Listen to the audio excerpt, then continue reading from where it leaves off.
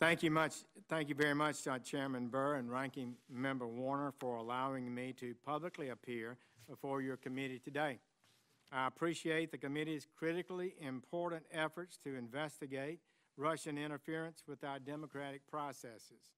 Such interference can never be tolerated, and I encourage every effort to get to the bottom of any such allegations. As you know, the Deputy Attorney General has appointed a special counsel to investigate the matters related to the Russian interference in the 2016 election. I'm here today to address several issues that have been specifically raised before this committee. And I appreciate the opportunity to respond to questions as fully as the Lord enables me to do so. But as I advise you, Mr. Chairman, and consistent with longstanding Department of Justice practice, I cannot and will not violate my duty to protect the confidential communications I have with the President. Now let me address some issues directly. I did not have any private meetings, nor do I recall any conversations with any Russian officials at the Mayflower Hotel. I did not attend any meetings at that event separate. Prior to the speech attended by the President today, I attended a reception with my staff that included at least 24 people and President Trump, though I do recall several conversations that I had during that pre-speech reception. I do not have any recollection of meeting or talking to the Russian ambassador or any other Russian officials. If any brief interaction occurred in passing with the Russian ambassador during that reception, I do not remember it. After the speech, I was interviewed by the news media. There was an area for that in a different room, and then I left the hotel. But whether I ever attended a reception where the Russian ambassador was also present is entirely beside the point of this investigation into Russian interference in the 2016 campaign. Let me state this clearly, colleagues. I have never met with or had any conversation with any Russians or any foreign officials concerning any type of interference with any campaign or election in the United States. Further, I have no knowledge of any such conversations by anyone connected to the Trump campaign. I was your colleague in this body for 20 years, at least some of you, and the suggestion that I participated in any collusion, that I was aware of any collusion with the Russian government to hurt this country, which I have served with honor for 35 years, or to undermine the integrity of our democratic process, is an appalling and detestable lie.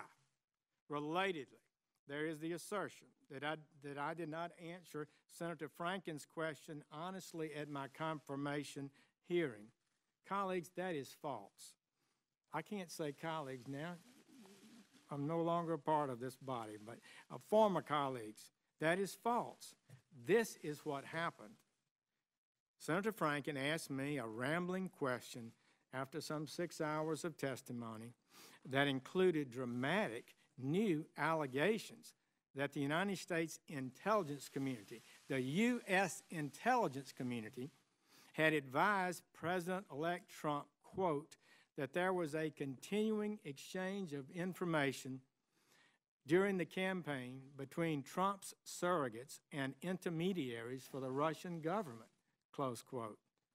I was taken aback by that explosive allegation, which he said was being reported as breaking news that very day, and which I had not heard.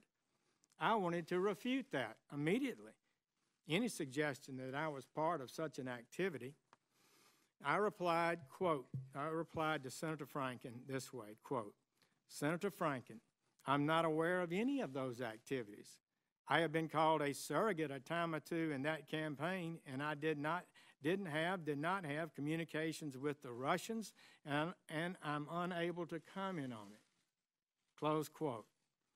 That was the context in which I was asked the question, and in that context, my answer was a fair and correct response to the charge as I understood it. I was responding to this allegation that we had met surrogates had been meeting with the Russians on a regular basis. It simply did not occur to me to go further than the context of the question and to list any conversations that I may have had with Russians in routine situations, as I had many routine meetings with other foreign officials. So please hear me now.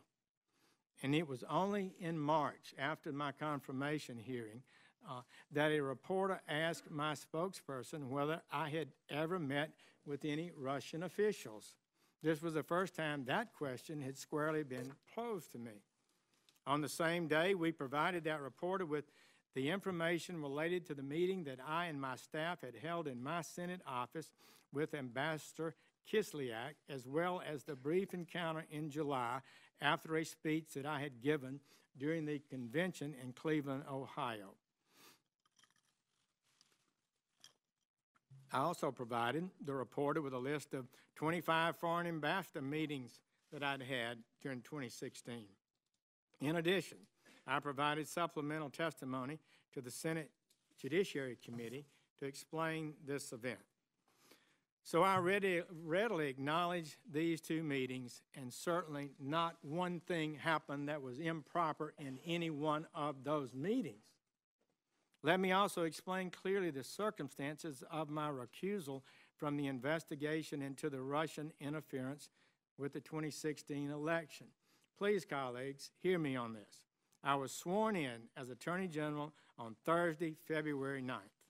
The very next day, as I had promised to the Judiciary Committee I would do, at least at an early date, I met with career department officials, including a senior ethics official, to discuss some things publicly reported in the press that might have some bearing on whether or not I should recuse myself in this case.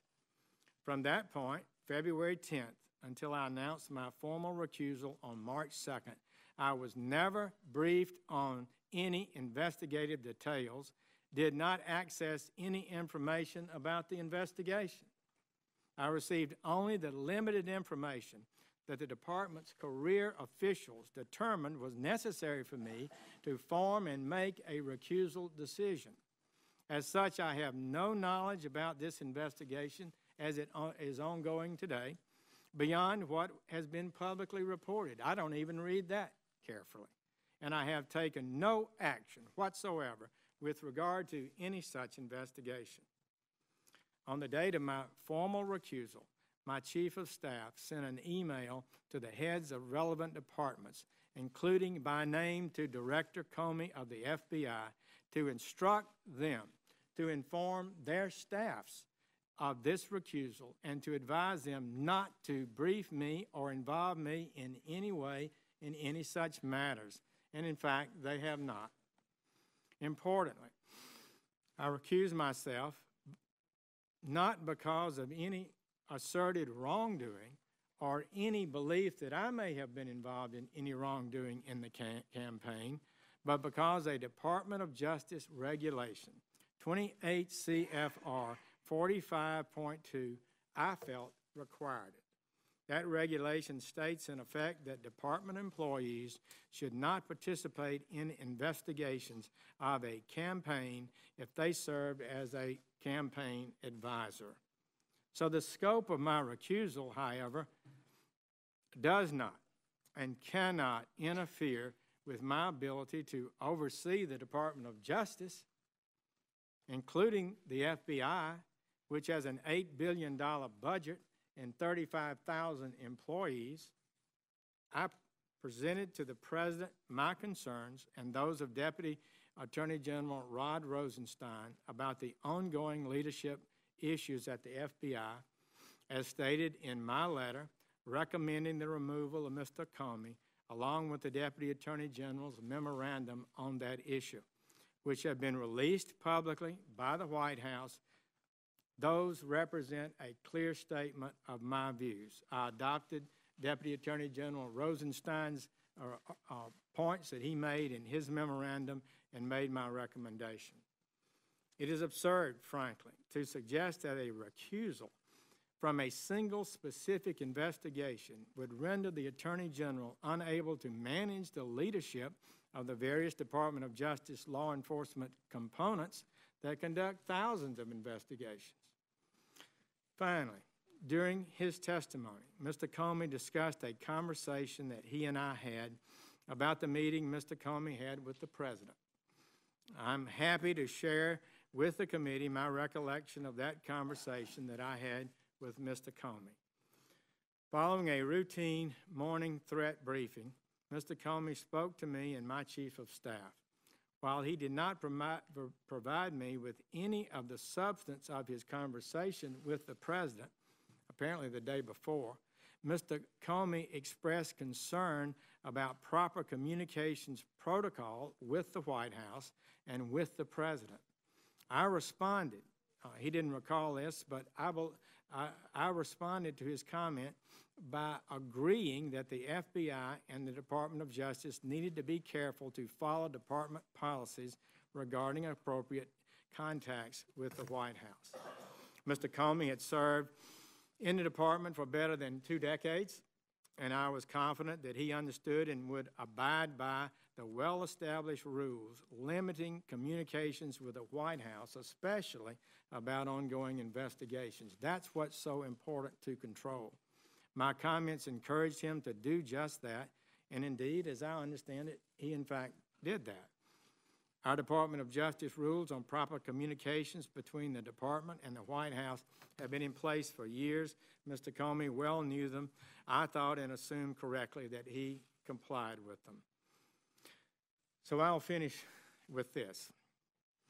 I recused myself from any investigation into the campaign for president, but I did not recuse myself from defending my honor against scurrilous and false allegations. At all times throughout the course of the campaign, the confirmation process, and since becoming Attorney General, I have dedicated myself to the highest standards. I've earned a reputation for that, at home and in this body, I believe, over decades of performance. The people of this country expect an honest and transparent government, and that's what we're giving them. This president wants to focus on the people of this country to ensure they are treated fairly and kept safe. The Trump agenda is to improve the lives of the American people. I know some have different ways of achieving this and different agendas, but that is his agenda, and it's one I share. Importantly, as Attorney General, I have a responsibility to enforce the laws of this nation, to protect this country from its enemies, and to ensure the fair administration of justice. And I intend to work every day with our fine team and the superb professionals in the Department of Justice to advance the important work we have to do. These false attacks, the innuendos, the leaks, you can be sure will not intimidate me. In fact, these events have only strengthened my resolve to fulfill my duty to reduce crime, to support our federal, state, and local law enforcement officers who work on our streets every day. Just last week, it was reported that overdose deaths in this country are rising faster than ever recorded. Last year was 52,000. The New York Times just estimated next year will be 62,000 overdose deaths. The murder rate is up over 10%, the largest increase since 1968. Together, we are telling the gangs, the cartels, the fraudsters, and the terrorists, we are coming after you, every one of our citizens, no matter who they are or where they live, has the right to be safe in their homes and communities. And I will not be deterred. I will not allow this great department to be deterred from its vital mission. Thank you, Mr. Chairman, Ranking Member Warner. I have a great honor to appear before you today, and I will do my best to answer your questions. General Sessions, thank you. Thank you for that testimony.